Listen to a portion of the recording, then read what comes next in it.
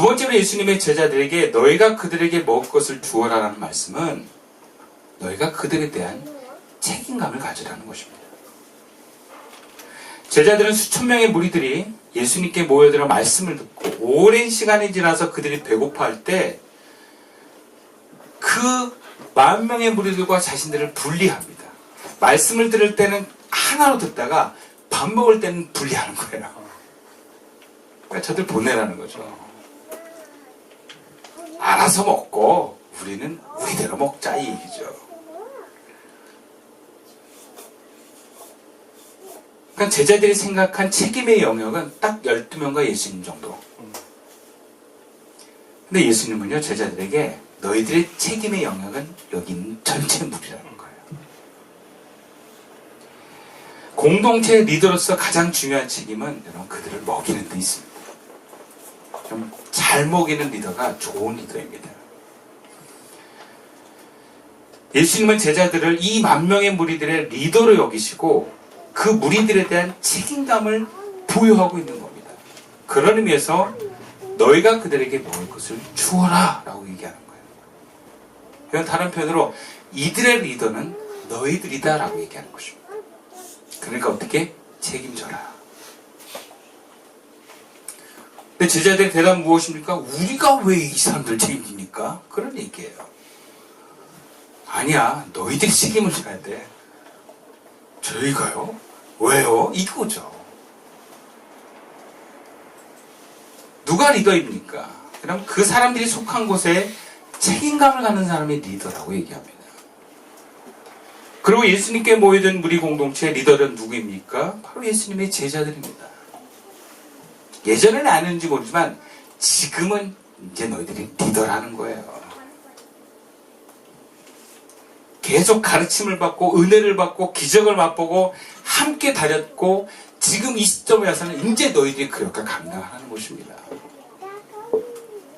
그렇다면 제자들은 예수님처럼 당신에게 몰려든 말씀의 공동체에 말씀뿐만 아니라 그들을 먹일 책임까지 짊어져야 되는 것입니다. 오늘 우리는 예수님의 제자로의 부르심에 응답하는 삶을 살려고 하지만 그럼 예수님에 대한 혜택에는 관심이 있는데 책임에는 관심이 없어요. 예수님을 통해서 복을 받는 건 좋습니다. 삶이 형통한 건 좋아요. 그런데 예수님이 나에게 붙여주신 공동체에 대해서 책임을 가지라는 데서는 주저하고 제한합니다. 교회는 목사나 장로들에게 다 맡겨버리고 교회를 통해서 얻는 혜택만 누리는 사람들이 있어요. 그 사람이 죄인은 아니지만 여러분 교회 구성원에서 예수님의 제자의 위치에 있는 사람은 아니라는 거예요. 그럼 무리는 무리로서의 위치에 있으면 돼요. 잘못이 아니에요. 그런데 그렇게 계속 은혜를 받다가 어느 순간에 책임감이 올라올 때가 있어요. 떠오르는 것들이 있어요. 그럼 그때는요 정말 제자의 마음으로 그 책임을 감당하며 나아가기 시작하는 것입니다. 교회에서 여러분들은 무리, 여러분들은 제자 이렇게 딱 나누는 게 아니에요. 물론 리더십들은 당연하게 책임감을 부여받지만 그렇다고 해서 리더 외 모든 교인들은 무리다 정의할 수 없어요. 왜냐하면 얼마든지 교인도 섬길 수 있습니다. 얼마든지 얼마 오지 않은 교인들도 공동체에 대한 책임감을 가질 수 있어요. 우리 교회에 한 두 분이 6개월 전에 오셨는데 그 중에 한 분에게 제가 이렇게 고민했어요. 성도님은 교회에서 뭘 할 생각하지 말고 그냥 받아 누려라 그랬어요. 먹고 누려라. 네. 근데 그분이 MT 때 갔더니 샐러드를 열심히 만들고 계시더라고요. 정말 그 조그만 칼로 막 하는데 정말 애쓰시더라고요. 그걸 또 시킨 사람을 이렇게 하면서 똑바로 쉬고 생각하고 계시고 정말 막 최선을 다하더라고요. 오, 되게 좀 감동이었어요. 먹고 누리실 줄 알았는데 이제는 먹고 누리시지만 하지 않더라고요. 섬기기 시작하신 거예요. 또 그 전에 제가 바로 신방을 다녀왔거든요. 신방 딱 다니고 나서 메시지가 주님과 함께 인생을 그려나가십시오. 바로 그 다음에 MT 오시더니 저의 이미지가 딱 생겼어요. 먹고 누릴 성도가 아니라 샐러드를 썰고 있는 성도로. 이미지가 딱 생기더라고요. 아, 섬김의 성도. 성김의 성도. 그럼 문제는요, 제자로 세워졌는데 책임감이 없는 사람들이 문제입니다. 무리들과 공동체가 정말 필요로 하는 것에는 관심이 없고 오직 자기 필요, 자기 가족에만 관심 있고 우선하는 사람들, 이분들이 문제예요. 그리고 이분들이 제자라고 하는 리더의 자리에 올라왔을 때 공동체 전체가 위기를 맞습니다. 우리는 사실 예수님의 제자로 부름을 받을 때 보통 사람들보다 더 많은 책임이 주어진다는 것을 알아야 됩니다. 예수님의 공동체에 가진 책임감을 제자들도 함께 갖는 거예요. 그래서 많은 경우 제자로의 길을 걸어가는 사람은 남들 보기에 이해할 수 없을 정도로 다른 사람의 필요와 고통에 책임감을 느끼게 되어 있어요. 그러면서 자기의 시간과 에너지와 물질을 내어드리는 거예요. 이미 그렇게 섬김의 자리에 있는 사람들은요, 내 가족과 교회 가족의 구분이 없어집니다. 그러니까 자기 삶을 내어드릴 수 있는 그런 헌신의 자리에 가는 사람은 우리 가족과 남의 가족이 없는 겁니다.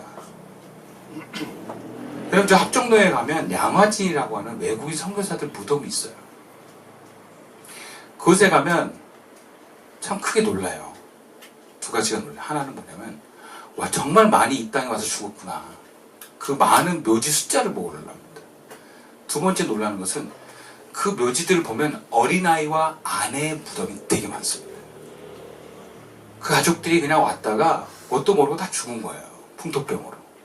이게 뭐 나이 들어서 죽은 게 아니에요. 이 날짜를 보면은. 어떤 비석에는 이름도 없어요. 선교사님이 그러더라고요. 태어나자마자 이름도 짓기 전에 죽어서 이름도 없는 거라고. 그리고 외국의 선교사들이 우리나라 왔을 땐 의사 교수들이 많았어요. 다 명문 내나온 의사들이었어요. 자기 나라에서 의사로 살면 편안하게 넉넉하게 떵떵거리며 살 수 있는데 한국에 와서 그 고생하고 죽은 거예요. 그 과정에서 아내도 죽고 자녀도 죽었어요.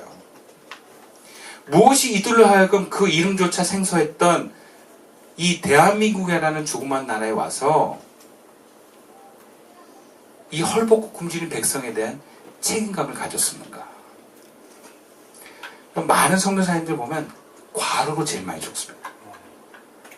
병 걸려 죽거나 과로로 죽었어요. 그러니까 너무 환자가 많고 너무 도와줄 사람이 많다 보니까 그거 감당하다가 죽는 거예요. 그들에 대한 책임감에서 나오는 모습입니다.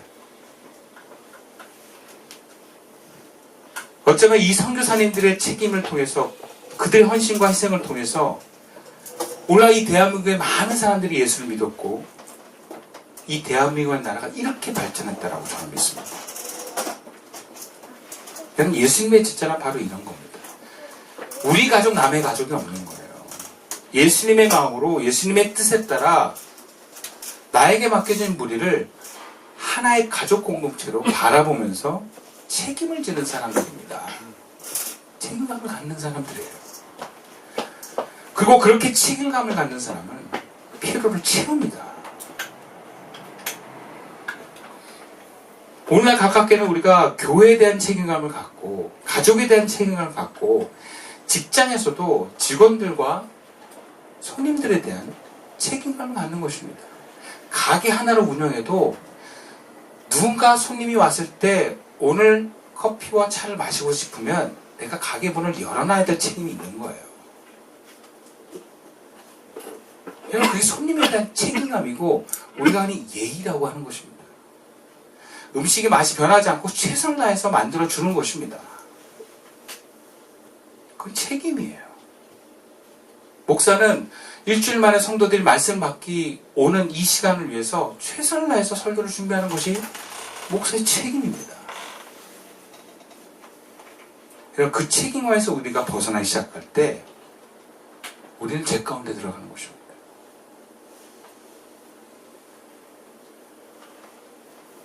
물론 그 공동체에 대한 책임감은 영원한 것은 아니에요. 주님의 감동을 따라 2년이 이어질 동안만 감당하면 됩니다. 저도 우리 교인이었다가 나간 사람에 대해서는 책임감을 전혀 갖지 않습니다. 기도도 안 해요. 저는. 만나지도 않고. 그리고 꼭 교회만 있지 않아요. 저는 만나는 사람들에 대한 책임감을 갖습니다. 요즘에는 제가 몇 년 전부터는 학기도 도장에 대한 책임감이 좀 있어요. 사람이 점점 좀 없어져요. 막 운동하는데 막 2명, 3명 나와요. 그러니까 막 책임감이 생겨요. 내가 안 나가면 관장님도 너무 기운 빠지고 운동하는 사람들도 기운이 빠지겠지?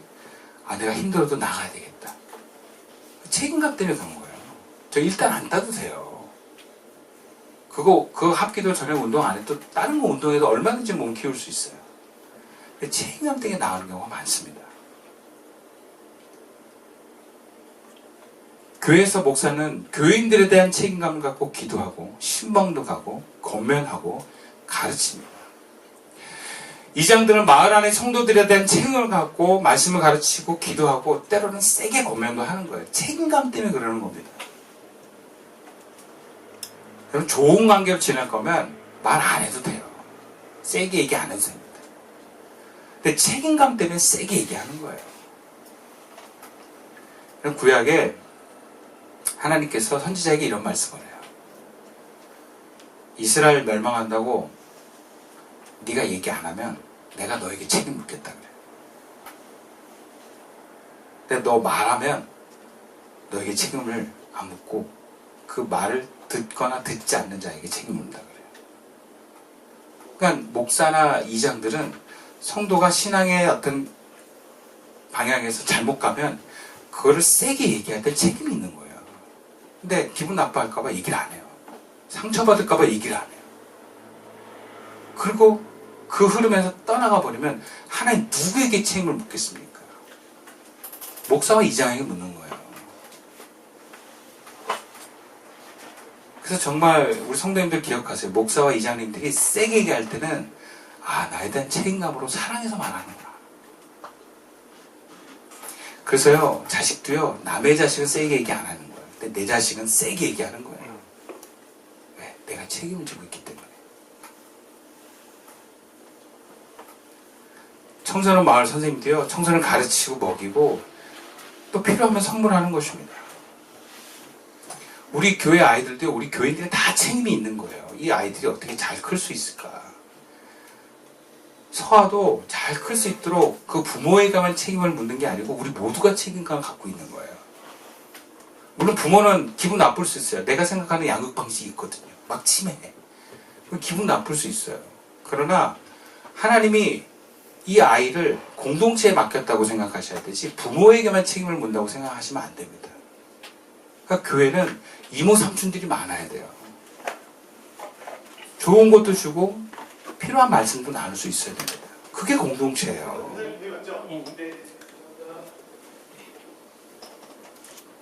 물론 그 책임감은 변하기도 합니다. 예전에는 정말 공동체를 향한 마음이 뜨겁고 감격이 넘쳐서 세게 얘기하고 최선을 다해서 공동체를 섬겼는데 시간이 지나면서 점점점 그 책임감이 묻어진 경우가 많아요. 여러분, 우리가 책임감을 가져야 되는 것도 중요하지만 이 가진 책임감을 유지하는 것도 중요합니다. 여러분이 몇 년 전보다 지금 더 공동체에 대한 책임감을 갖고 있느냐 보셔야 돼요. 여러분들이 만약 책임감이 몇 년 전에 비해서 더 떨어졌다, 그게 여러분 신앙의 문제가 있는 거거나 아니면 바꿀 수 없으면 리더십의 자리에 있는 사람들은 내려와야 돼요. 그래서 무리해서 그냥 다시 쉬면서 출발하셔야 됩니다. 그래야 죄를 안 지어요. 교회도 그런 사람은 다시 내려오도록 얘기를 해야 돼요. 그러니까 여러분 책임감을 유지하는 게 굉장히 중요합니다. 이 책임감을 갖기 위해서 긴장해야 됩니다. 책임감은 더 커지고 넓어지고 깊어지고 섬세해지는 거지 묻어지고 약해지고 없어지는 게 아니에요. 다 우리가 어떻게 하면 주님이 갖기를 원하시는 이 대상에 대한 책임감을 잃어버리지 않을 수 있을까? 여러분, 오병이어 뒤의 사건에 바로 이런 얘기가 있습니다. 48절부터 보면 바람이 거스름으로 제자들이 힘겹게 누워졌는 것을 보시고 밤 4경쯤에 바다 위로 벌써 그들에게 오사 지나가시려고 하시네. 제자들이 그가 바다 위로 걸어오심을 보고 위령인가 하여 소리 지르니 그들이 다 예수를 보고 놀랍니다. 이에 예수께서 곧 그들에게 말씀하여 이르시되 안심하라 내니 두려워하지 말라 하시고 배올라 그들에게 가시니 바람이 그치는지라 제자들이 마음에 심히 놀라니 이는 그들이 그 떡 떼시던 일을 깨닫지 못하고 도리어 그 마음이 둔하여졌음이로라. 그럼 제자들이 어떻게 됐습니까? 둔하여졌다 그래요. 여러분 우리도 둔해질 수 있습니다. 그래서 책임감이 점점 사라질 수 있습니다. 근데 반대로 우리가 그런 책임감을 놓치지 않으면 어떻게 됩니까? 둔하면 안 되는 거예요. 좀 더 구체적으로 우리가 기억해야 됩니다. 무엇을 기억해야 되는가? 아, 주님이 우리를 책임져 주시고 계시구나 하는 사실을 잊지 마십시오. 아멘. 그리고 조금 더 우리가 좀 심하게 얘기하면 주님이 우리에게 맡겨주신 책임을 우리가 져버리면 주님은 더 이상 우리를 책임져 주지 않을 수도 있다라고까지 생각하셔야 돼요. 오병이어의 사건에 의해 예수님은 제자들을 재촉해서 배를 태워 따로 건너가게 하셨습니다. 무리를 다 보내고 예수님은 산에 올라서 기도하셨어요. 제자들은 배 타고 갈릴리 호수를 건너오는데 풍랑을 만난 거예요. 어부 출신들이 있었지만 해결이 안 돼요. 그러니까 막 바람이 막 배 안으로 들어오고 물이 들어오고 배가 흔들리고 전진도 안 하니까 배들이 그 제자들이 너무 괴로워하는 거예요. 죽을 것 같은 두려움에 막 사로잡혔어요. 근데 예수님이요 그들에게 찾아갑니다. 무슨 얘기입니까? 위기의 상황에 예수님은 제자들을 그냥 보고만 계시지 않았어요. 왜? 제자들을 책임지고 계시는 분이니까요. 저 멀리서도 기도 가운데서도 늘 지켜보시며 필요한 상황에 나타나셔서 도와주시고 해결해 주시는 분이 바로 우리 예수님이십니다. 오늘날에도 주님은 우리를 책임져 주시고 우리의 필요한 상황 때마다 임재하시고 말씀하신 줄 믿습니다. 이것을 잊어서는 안 됩니다. 아, 예수님이 나를 책임져 주고 계신다. 근데 이 책임은 풍랑을 안 만나는 것이 아닙니다. 풍랑을 얼마든지 만날 수도 있는 가운데 나타나는 책임입니다. 여러분 우리 예수님이 우리를 사랑하시고 우리를 제자 삼았다 그래서 만사형통한 것만은 아니에요. 풍랑이 없는 인생을 인도하시는 것이 아닙니다. 예수님이 우리를 책임져 주시는 건 풍랑이 일어난 상황에 도우시고 함께 하신다는 거예요. 우리를 향한 예수님의 책임져 주심은 바로 이런 것입니다. 문제 없는 인생이 아니라 문제가 일어났을 때 주님이 함께 하시고 인도해 주신다는 것입니다. 근데 사람들은 지난날 우리를 책임져 주신 주님의 사건을 잊어버립니다. 목사님도 수십 년 동안 교회를 다니고 은혜를 누려서 그렇게 은혜 가운데 열매를 맺었음에도 잊어먹습니다. 그러면서 나타나는 현상이 무엇입니까? 여러분 주님이 나를 책임져 주신다는 것을 잃어버려서 나타나는 현상은 내가 책임감을 점점 좀 잃어버린다는 거예요. 그래서 위기에서 벗어난 성도들은요 많은 경우 은혜가 없어도 살 수 있는 자리에 가요.